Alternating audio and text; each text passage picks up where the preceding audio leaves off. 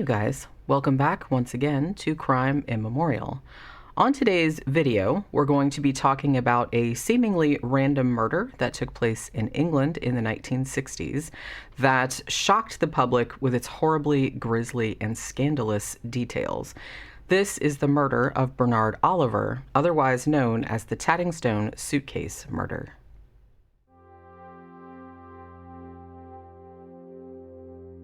"17-year-old Bernard Oliver hailed from North London and worked in a warehouse near his home in Muswell Hill. By all accounts, he was a friendly, soft-spoken young man who had always had difficulties with reading and writing and was something of a loner, but was much adored by his 5 siblings, especially his younger brother, Chris.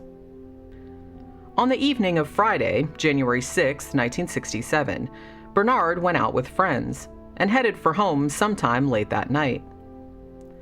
However, by the following morning, he had failed to arrive back at the family home, and his worried father George called the police to report his son missing. 10 days later, a farmer named Fred Berge in the village of Tattingstone in Suffolk was crossing a field when he spotted 2 suitcases that had apparently been abandoned beneath a row of hedges. Upon opening the suitcases, Berge was faced with the frightful sight of a human body cut into 8 pieces. Authorities were quickly able to determine that the victim of the monstrous crime had been raped and strangled, probably about 2 days before the remains were discovered. At first, they had no luck in identifying the body, and so made the unusual decision to photograph the severed head and publish the picture in the papers. Horrifically, 15-year-old Chris Oliver saw the photo on the front page of a newspaper in a bus station and immediately recognized the face of his brother Bernard. The devastated Oliver family contacted investigators and definitively identified the murdered young man. Clues as to the killer's identity, though, were rather harder to come by. One of the suitcases in which the dismembered body had been found did contain a set of engraved initials reading PVA, and a small towel left inside the other suitcase bore a laundry mark, QL42.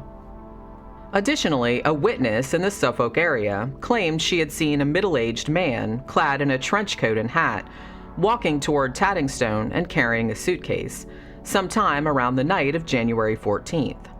Suspects in the gruesome murder of Bernard Oliver included not only 2 medical doctors and a prominent record producer, but also one of Britain's most notorious gangsters. Perhaps one of the most compelling possible culprits was a Kensington physician by the name of Dr. John Biles. The former ship's surgeon had been placed on trial, along with an accomplice, back in November of 1963 for sexually assaulting a 16-year-old boy, though both men were eventually acquitted. Among the allegations levied against the doctor at the trial were that he was in the habit of luring teenage boys to his medical practice, plying them with alcohol, and then raping and photographing them, later allegedly selling the pictures to European pornography distributors. Though there was little forensic evidence tying Biles directly to the murder of Bernard Oliver, it seemed significant that the doctor later fled to Australia after being investigated for a series of rapes of young boys in the early 1970s.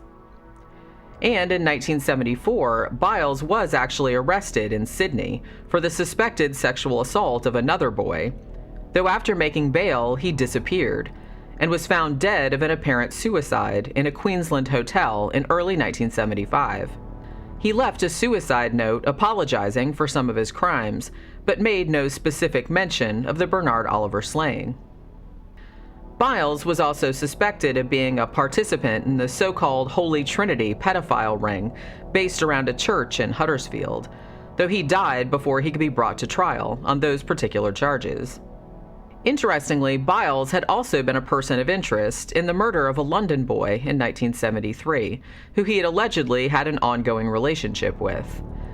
A reported accomplice in this crime was yet another physician, Dr. Martin Reddington, who was also a strong suspect in the murder of Bernard Oliver. Dr. Reddington operated an office in Muswell Hill, not far from where Bernard Oliver lived, and one witness claimed that he had seen Bernard walking in the general direction of Reddington's office on the night he disappeared. A private investigator also later testified that she recognized the suitcase with the PVA initials as one that belonged to Dr. Reddington or to one of two other men he was often seen with at a local laundromat.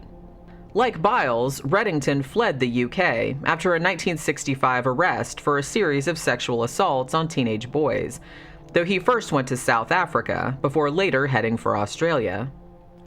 He did return to the UK from time to time, however. Also like Biles, he was eventually arrested in Sydney for sexual assault in 1977, in a crime not believed to be related to the assault for which Dr. Biles had been apprehended.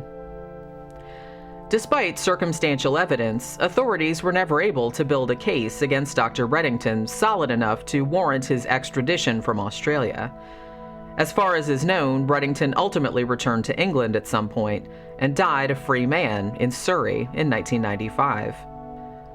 Another rather high-profile suspect was record producer and songwriter Joe Meek, one of the most influential sound engineers of all time, who was not only a pioneer in the use of reverb, overdubbing, and sampling, but in 2009 actually had a music production award named after him. Joe Meek ran a recording studio in Islington, and it's been reported that Bernard Oliver might have worked there at some stage. Though there was little other evidence linking Meek directly to the killing, it was alleged that he became very nervous when the Metropolitan Police vowed to interview every gay man in London over the course of the Bernard Oliver investigation. Whether Meek's nervousness was due to his actual involvement in the crime, or simply because he feared being outed as gay during a time when homosexuality was still illegal, is not certain. At any rate, it's speculated that his fears surrounding the entire situation escalated to such a point that on February 3, 1967, Joe Meek murdered his landlady, Violet Shenton, before killing himself with a shotgun blast to the head. Infamous British gangster Reggie Cray was also later considered a suspect, specifically after he confessed to the murder of an unnamed young gay man on a documentary filmed in 2000, shortly before his death from bladder cancer. Reggie and his twin brother, Ronnie Cray, had been convicted of the murder of two men, Jack McVitie and George Cornell, in 1969, and were suspected in several more murders. Though some researchers believe that Reggie Cray was confessing to the unsolved murder of Bernard Oliver during the interview, the more common assumption is that the confession was actually related to the 1967 disappearance and presumed murder of Edward Smith. The Bernard Oliver investigation was reopened in 1977 and again in 2017, and Suffolk authorities are still hoping that they'll someday be able to crack the case of the so-called Tattingstone suitcase murder. Thank you as always for watching. Remember to like and share if you enjoyed this content, and please subscribe to the channel if you haven't already. Also, please don't forget to drop by crimeimmemorial.com, where I post new content about unsolved murders every single day. I'll see you guys again on the next one.